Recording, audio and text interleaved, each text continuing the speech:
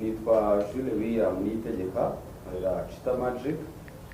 Ibyo mbaza n'ibijyanye n'imbuga nkoranyambaga dukoresha umunsi ku munsi. Tumaze iminsi tubona inkuru mwatangaje ko hari mugenzi wacu witwa Sengabo Jean Bosco cyangwa Fatakumavuta ukurikiranyeho ibyaha yakoreye kuri social media. Ibibazo nifuza kubaza, icya mbere ndabaza ngira ni urwego rw'igihugu rw'ubugenzacyaha RIB, nyuma y'uko mutangaje iyi nkuru haba hari abandi ba influencers muri kuganiriza, nyuma y'uko mutangaje ko habayeho kumuganiriza, habaho kumwigisha no kubireka n'ibindi, ubwo muratubwira niba bahari, niba bishoboka mwadusangiza amazina yabo cyangwa mukabagira inama ahangaha kugira ngo niba ari abikosora babikosore hakiri kare. Icya kabiri ndakibariza abaturage. Ni kenshi tubona hafashwe umuntu usanzwe uzwi bikaba inkuru ndende abantu bakabyibazaho kubera iki hafashwe uyu nguyu gusa, kubera iki safunzwe, ese RIB yari ikwiye kwivanga mu myidagaduro ko tuba turi muri showbiz. Nkabaza ntese ntabwo RIB mwaba mutonesha mu bijyanye n'abo mugira inama mu gufata bamwe cyangwa se kugira inama bamwe abandi mukabareka, mu gihe hari igihe RIB ufata umuntu imukurikiranye n'icyaha abantu batese uyu ufata akabije ko akabaye hafashe uyu abandi batese ko turi muri showbiz. RIB birayireba, RIB yakabaye iza nyuma mbere y'izindi nzego nka Rwanda Media Commission. Murakoze. Urakoze cyane. Turakoze nubwo ikibazo kitari gihuye n'ibyo turimo, ariko n'amatsiko muba mufite nibyo tuba tugomba gutanga amakuru. Gusa icyo nabasaba, iki gisubizo ntikize kudaryutinga gahunda y'uyu munsi, kuko akenshi usanga showbiz ari iza mbere, kandi mu by'ukuri icyo twabahamagariye ari ukugira ngo dutange ubutumwa ku bijyanye n'ubuzima bw'abantu, ubuzima bw'imbere.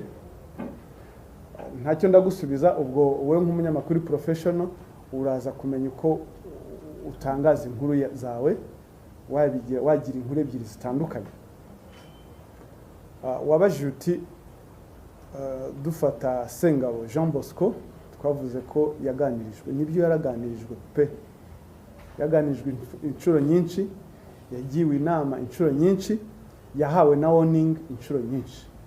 Warning zimwe murazizi, ariko hari ibintu bitangaje urwego rw'ubugenzacyaha rugenza ibyaha, aho umuntu yikubita ku gatuza akabikorera inkuru akavuga ati jyewe sinzitaba ruriya rwego, ndetse na mugenzi we Jihad uzaba kiriho Sipiriyani akamwogeza ati bivuge sha. Ubu se bari hamwe. Niho mvuga ko rimwe abantu ba showbiz ntabwo muri abantu beza, ntimunakundana. Ni wa muheto ushuka umwambi, ubu se bari hamwe ngo bivuge sha, aranabivuga koko pe. Ariko igitangaje nako nta n'igitangaje kirimo, iperereza ryamukozweho ryasanze akoresha ikiyobyabwenge cya cannabis, urumogi, ku kigero cya 298, aho range iri normal ari hagati ya 0 na 20. Ukuba inshuro kuva kuri 20 ukajya kuri 298. So rero birayavugaga, biragaragara ko yari under influence y'ibingibi, hari ibyamukoreshaga koko. Ariko nanone nubwo byabimukoresha, iperereza ryacyakorwa. Wambaje uti se hari abandi bagirwa inama, abandi bagirwa inama, hari abo tugira inama, turabahamagara, hari nabo duha ubutumwa nk'ubu ngubu buri general wakwiyumva mugahinduka. Hari abahindukira bakatubwira ati wakoze, ati hariya rwose sinzongera. Gusa tugiye kubigabanya. Ayashuye ndababwiza ukuri, ntabwo barigishijwe barumvise uwinangiye, ubwo ngubwo amategeko nyine arakora akazi ka. Byumvikane ko n'undi wari we wese ukora nk'uri nkafata ku mavuta, n'uwari we wese, ndabivuga nciyeho akarongo, ntabwo tuzamwihanganira. Bicike aya mafuti ari muri showbiz, acike.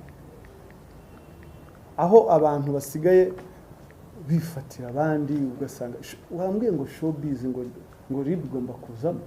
Showbiz ntabwo ari ikirwa kigenga aho kitagengwa n'amategeko. Hari n'ibintu abantu bitiranya. Umuntu agafata ikarita ngo ni umunyamakuru, yaba yicaye ku gitangazamakuru runaka akaba avuga ibintu bizima, yahindukira yatera umugongo ngo agiye ngo gukora ngo kuri YouTube, ukumva n'abantu babiri batandukanye, two faces, double standard. Ahubwo giye ngaya n'abantu bakoresha abantu nk'abariya. Ikindi butumwa mbaha hano harimo ba social media influencers, harimo abafite za YouTube channel. Uzongera guhostinga umuntu wibasira undi ni umufatanyacyaha, uzajya mujyana. Si ubwa mbere mbivuze ibi ngibi, hariho ababikeresheje, ariko this time niba mushaka ko kubireka ariko bamwe bafunzwe sinzi impamvu. Social media dushobora kuyibyaza umusaruro. Harimo ubunebwe cyane, harimo ubunebwe abantu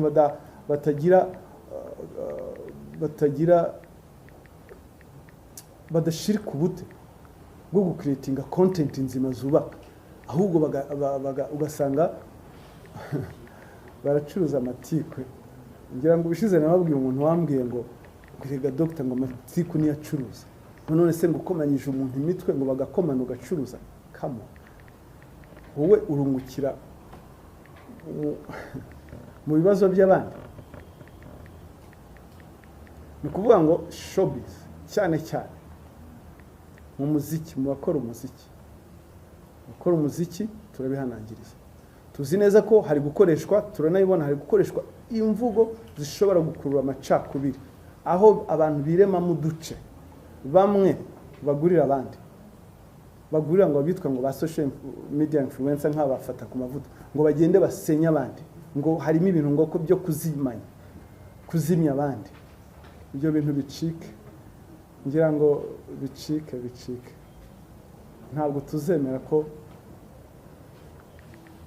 social media ikoreshwa showbiz ikanyuramo abantu bashaka gusenya ubumwe bw'abanyarwanda, bashaka gukuramo amatiku, amacakubiri, utukundi. Ntabwo tuzabyemera. Ngira ngo murabizi ko ubumwe bw'abanyarwanda ariyo nkingi u Rwanda rwubakiyeho. Umuryango uzashaka gucamo wose, hari abagerageje guca kwitwikira umutaka w'itangazamakuru cyangwa freedom of speech and expression, bagapfobya genocide, bagakwirakwiza ingengabitekerezo ya genocide. Byarangiye bari hehe? Ababashukaga babonye ko nta mukino, na bamwe muri mwe bashakaga kubahostinga ntawe ushobora gutinyuka. Rero nkuko mwatinye hari mutinye no guhostinga umuntu, umwicaza umuha mikoro, umwogeza avuga ibintu, amagambo arimo gukurura amacakubiri. Ngira ngo message iri clear. Ntabwo ari ngombwa ko cita nza kuvuga ngo kanaka naramuganirije, oya, ariko muzajya mubibona nyine nka kuriya. Ari cyo nibagiwe cya gatatu cyane bwite maze iminsi nibaza, nta gihe kizagera ubugenzacyaha bukakira ibirego by'abihorera kubera ibyaha bakoze kuri social media, umuntu agukoreye icyaha cyangwa byo mu maze iminsi muvuga abantu bakoresha mu nyumvishirize. Umuntu akishyura umuntu utigenda umwumvugire gutya na gutya, umwumvugire gutya na gutya, acika intege. Ntabwo ko igice kimwe abantu bangirika mu buryo buri mento. Nta gihe umuntu azagira umujinya agashaka wa muntu wamuvuze kuri internet akamukorera ikindi cyaha cyangwa nawe akamukorera nk'ibyo ngibyo. Uri kuvunika icyo gihe cyo kwihorera, niwihorera nawe nyine uzahanwa, kuko inzego zirahari zigomba guhana ibyo byaha. Nta muntu ugomba kwihorera. Icya kabiri, ntibifatwe nkaho mudukangisha ko muzihorera. Uzihorera nyine azahanwa nk'uwihoreye, kuko inzego zigomba, ni urwego ruba rwarashyizweho kugira ngo rukurikirane. Ahubwo hariho abantu bamwe bitiranya ibintu byose.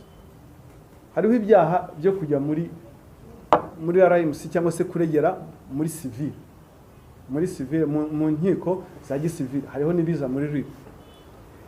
Ibya gisivile ni bijye muri gisivile, ariko hariho n'abantu bari kwitiranya ibyaha by'umwuga w'itangazamakuru n'ibyaha mpanabyaha biza muri RIB.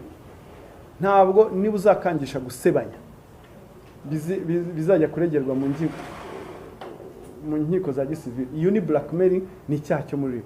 Niba uzafata ruswa ngo udatangaza inkuru ku muntu, niba uzakora cyber stalking, ni kubuza amahwemo hifashishijwe imbuga nkoranyambaga ngo bigombe kujya hariya. RIB niko kazi kacu, tuzaza gusa tumenye kubitandukanya. Ndetse hariho n'abandi bantu ngira ngo mbaho ubutumwa, kuba ufite ikarita y'itangazamakuru mu by'ukuri ntabwo biguha ubudahangarwa bwo kuba utakurikiranwa ku byaha RIB ikurikirana. Icyo ni kimwe. Icya kabiri, kuba ufite imbuga nkoranyambaga wigengaho, wumva ngo wigengaho, ntabwo biguha ubudahangarwa kuba RIB itagukurikirana. Icyo ngicyo nacyo kibikwiye. Uwo ari we wese, izi mbuga nkoranyambaga zigomba gukoreshwa neza, zikabyazwa umusaruro. Zirakoreshwa muri entertainment, abantu bakishima, ariko uzazikoresha ashaka gukora ibyaha muri showbiz azakurikirana. Murakoze.